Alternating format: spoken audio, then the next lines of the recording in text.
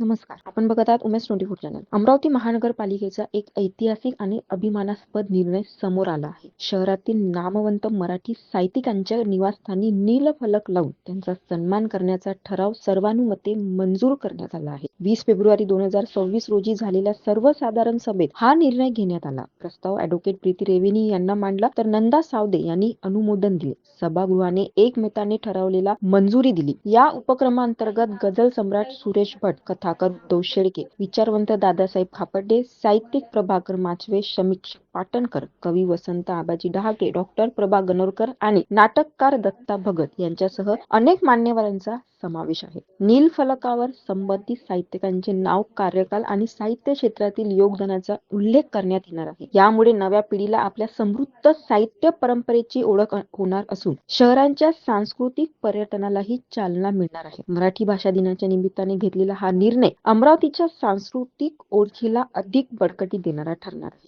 नमस्कार, मी ॲडव्होकेट प्रीती बनारसे रेवणी, प्रभाग क्रमांक 12, स्वामी विवेकानंद कॉलनी, बेलपुरा या प्रभागाची युवा स्वाभिमान पार्टीची नगरसेवक आहे आणि आज दिनांक 20 फेब्रुवारी 2026 रोजी पहिली आमसभा झाली महापौर आणि उपमहापौर यांच्या निवडीनंतरची. आणि पहिल्याच आमसभेमध्ये आपण युवा स्वाभिमान पार्टीतर्फे एक प्रस्ताव मांडण्यात आला आणि त्या प्रस्तावाला आयुक्त मॅडम यांनी, महोदय, महापौरांनी आणि उपमहापौरांनी मंजुरी देऊन तो कायम करण्यात आला. हा प्रस्ताव होता मराठी भाषेचं जतन आणि संवर्धन करणाऱ्या साहित्यिकांच्या सन्मानासंदर्भातला.